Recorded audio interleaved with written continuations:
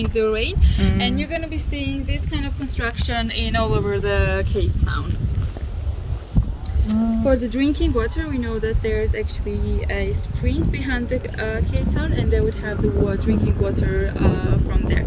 And they had reservoirs as well, like similar holes like this. Okay. Could be used for the water reservoir. More luxurious case. For the VIPs. Yeah.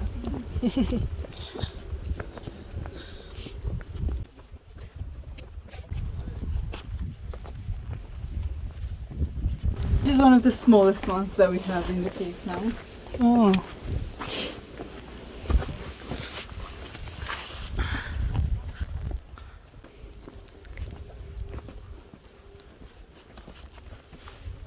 This one is called the Blackberry Hole. Can anyone guess why? Blackberry? Blackberry Hole. The store Blackberry there? No, it's actually very simple. We're very logical with the names.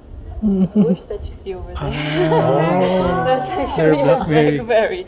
So if again, very logical name. It's named Long Hole. It means that the hole is long.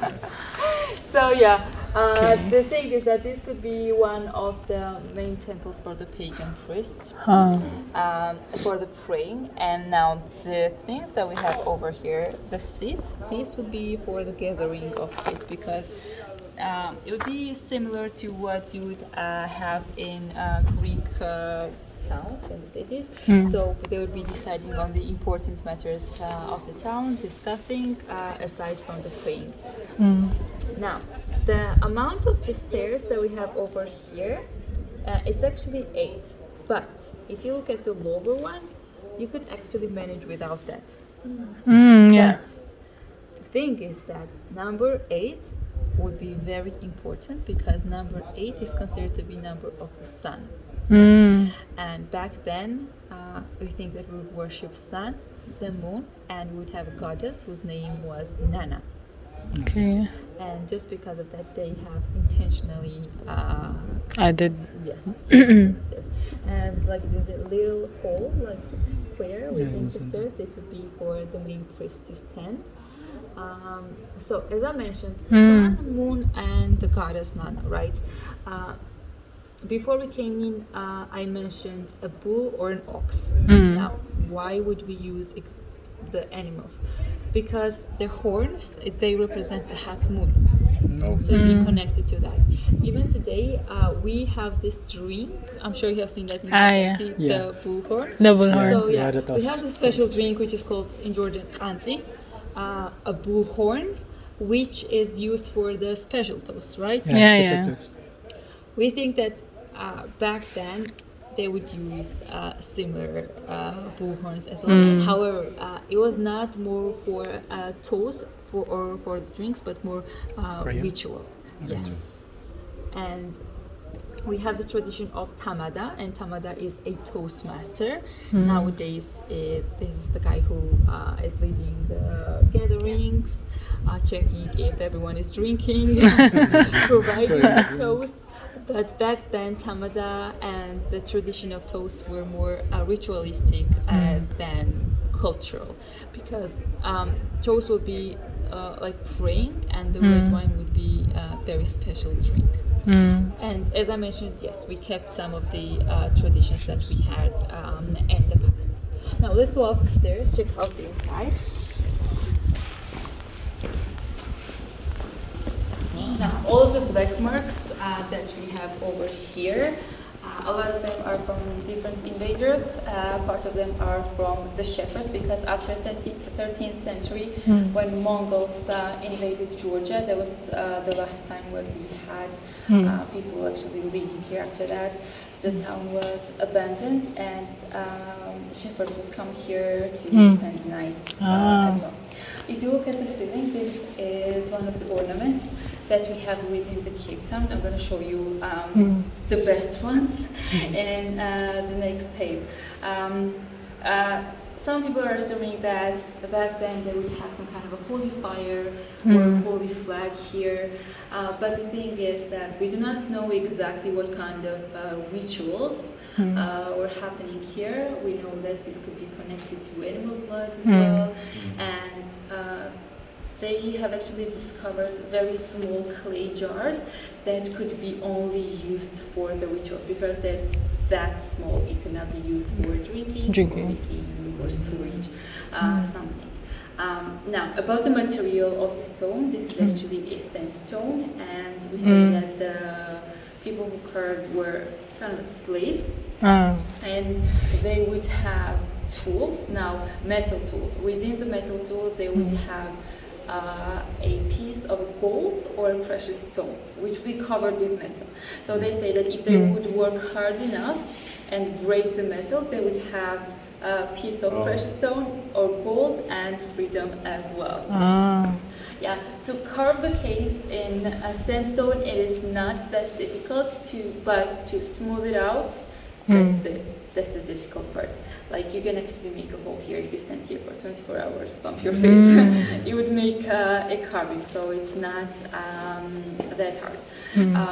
The second cave town that we have called Vardia is made with different material, different stone, because it is actually in the cliff. It's called limestone, and that is actually harder because it can crumble down in a second. Yes. So I think it would be easier to do it in the sandstone.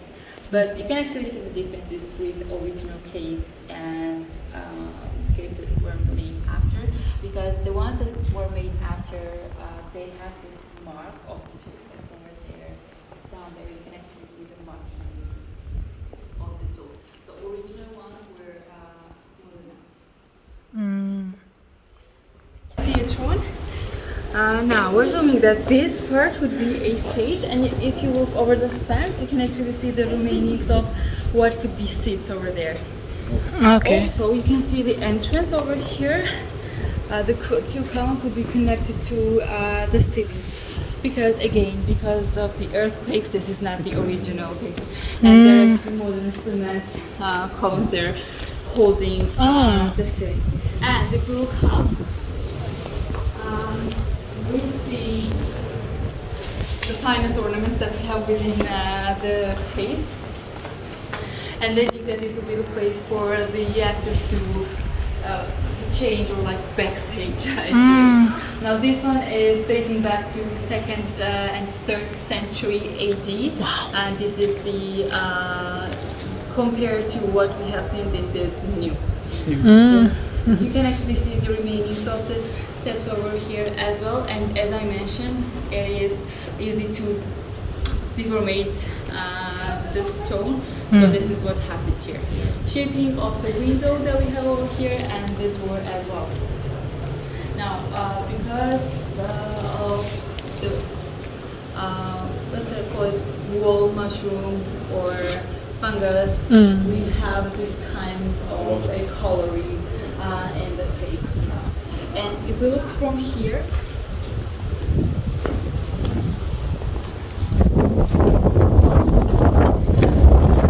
you can actually see the remainings of the village on the right side over there. Yeah. It's a bigger one. In the beginning of 20th century, they said that a man discovered that the whole village was standing on a graveyard because he was digging in his garden and he discovered a coffin. So they decided to move from the place. So they decided to move from this part to the second, to the other side of the river. Over there, we're going to be seeing a lot of them within the cave town. So this will be the place for the fire or a bakery as well. And as you see, there's a little tail in the region. So since this part would be actually closed, you would need to have a pipe to lead the smoke out, right? So we would be using clay pipes, and so you would not have smoke within the room. Yeah. Now let's go see the bath. Yeah. This is the room that we have the best echo within all the caves. So the construction of the bed was actually added later, so this would not be the original piece of the cave. And the green color that we have on the ceiling, the water caused it. So we have bed. Then we have candles. I'm gonna show you one cellar later. So people actually knew how to relax back then. Yeah. At the moment, inside. But where is the water coming from? So they will bring We have here? to do it manually. So there was not a system with pipes, so you would have to Bring water here. Yes, once you'd be done, you have to take it out. Ah, yeah. So you have to be determined to take it out here. Just in the river, just swim in the river. Kanuri, I think that's They had a similar thing. Yeah. Jail? Okay. So yeah, this is jail. It's Jail? more than 8 meters deep, and yeah, it actually is narrower once it goes down. So this would be used for only one person. Whoa. This would be their kitchen, their bedroom, Oh. their toilet, everything. So now let's go see pharmacy. Over here, there have been discoveries of different mixture of herbs, and the backspace, the round space, would be some kind of a laboratory to mix all of these herbs. So even back then, we had some kind of drugs or medicines. Yeah. From history, we know that for relaxation, kings would actually use marijuana and sometimes poppy seeds as well, because they have some effect. But even the greatest king of Georgia, David the Builder, he was known to use marijuana for relaxation. Yeah. Now, guys, seeing next the promised jail. Jails. Yeah.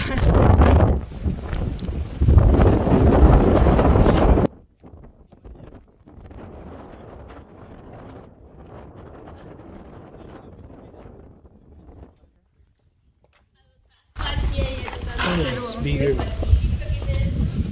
Okay guys, so either a jail or the second theory is that this will be the place for sacrificing as well. But sacrificing not only for the animals but also for humans. Oh. Yeah. It's spooky. Just because they have discovered animal and human bones together. Inside. I don't know if you noticed, but once you enter, the writing said 3 Navy Basilica. Yeah. Yeah. Very logical why they would build a basilica over here to cover up whatever was happening here before Christianity. Yes, they had actually done it with a 2-floor building, but the stone couldn't handle it and it crumbled after not even a century. So this was made in 6th century AD. For the columns, you can actually see that they will be holding the second floor as well. But the thing is that it's not easy to adapt to new religion. You cannot just say no to whatever you have believed for your whole life or for so many centuries. So that's why their theories, some of the facts tell well that some pagan rituals were still happening after we adopted Christianity, and some of them were even in the middle centuries, which is quite so late for the pagan religions. And the other thing is that we see the church over there. It's actually a church. It's a 3 Navy Basilica called Uplistsikhe. And some people say that that would be the place for the main pagan church or cave, as you wish. Also very logical why they would put there. It is the highest place, so it's kind of a sign of a victory of Christianity over the pagan religion. Okay.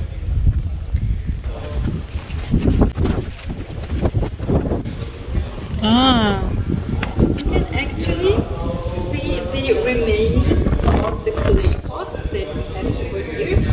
If you do not know how to make wine in Georgia, we use the clay pots which are buried underground. I'm sure you have heard since you were in Gazette. Yeah. So guys, this cave dates back to 12th century as the other cave. And the method of making wine back then, it will be the same as it is today. So Georgia is considered to be the oldest the country that started making wine first.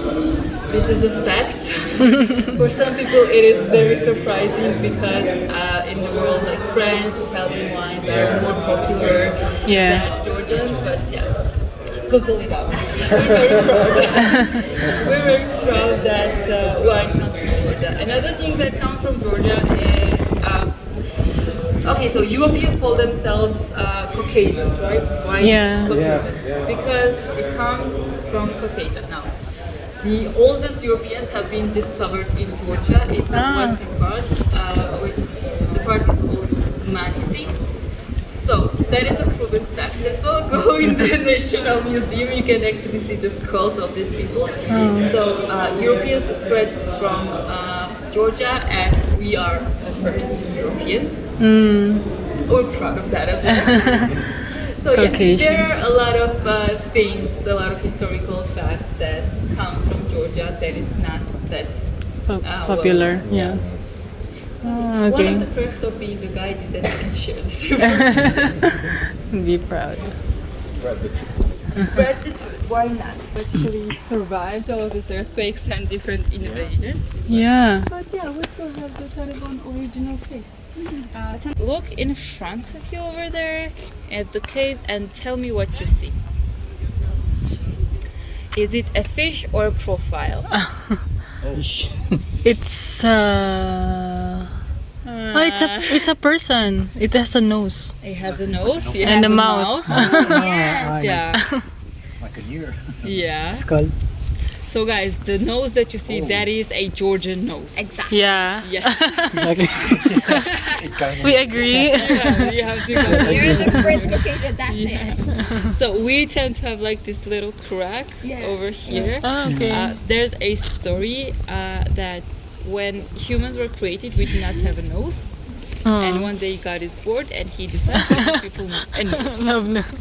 So Slavic people go to God and they get small noses because they have very symmetrical and nice facial features. So they have the smallest noses. Now Georgians go there, we're asking to have this kind of a nose just because we have Caucasian mountains, we want them to represent it in our noses. So that is how we get this kind of noses. Now Armenians go there, but Armenians do not know what God is giving. And they're asking, how much is it? God says it's free, and they ask for the biggest one. So that's the story of Armenians got the biggest nose. The biggest nose. If you go there, remember this, you'll find that it is actually true. Really? Even